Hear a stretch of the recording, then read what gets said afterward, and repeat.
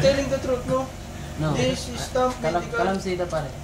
If you're not basically fit and you're not cutting, you're not good. How this hindi kami, hindi not cutting unless Hindi too much fit. Hindi too much people there in the India. Maybe government speak go.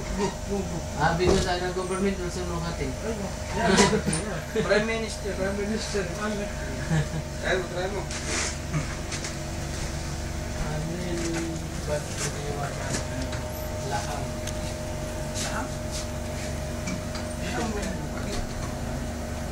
No, laham. Laham will do.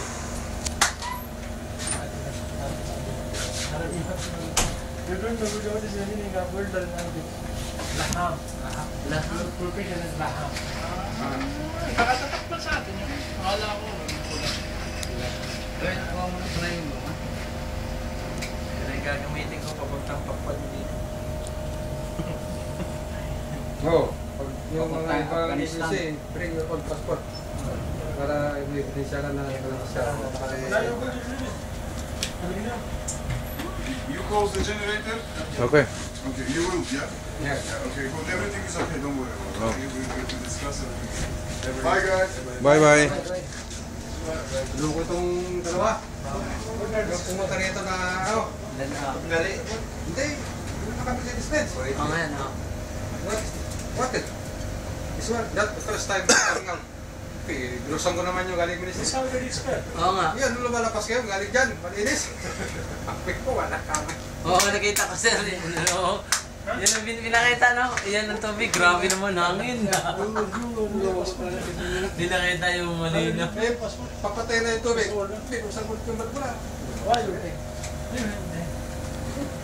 Maybe this is my personal property. I know, but this is Yeah. Sabi ni Jay sa butang niya. Pag ninapit tayo, patay tayo. Lagyan natin yung chlorine. Kaya pala tetestingin, kaya ko yung dalawa, tetestingin. Speak, no? Okay, testing yun sa ministry. Oo, look. Eh kasi nagsumbong nga si ano, yung lingkod. Mondays. Yung manta rin tayo. Yun na nagutos. Humingi dito ng ano. Di ba nagutos ng dalawang ano? Tao niya yun eh. Sampol. Kasi i-report niya doon.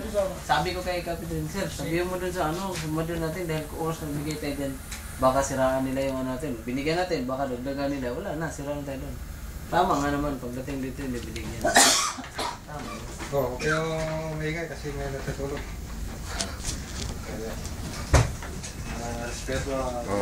Respeto niyo itong natutulog. Dahil, siyempre, kayo mamahingay dahil pagod sa trabaho. Siyempre, ganun talaga ang tao.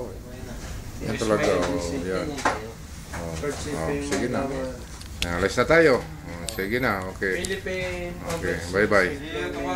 So, okay, see you tomorrow also. Okay, bye-bye. Everything is under control.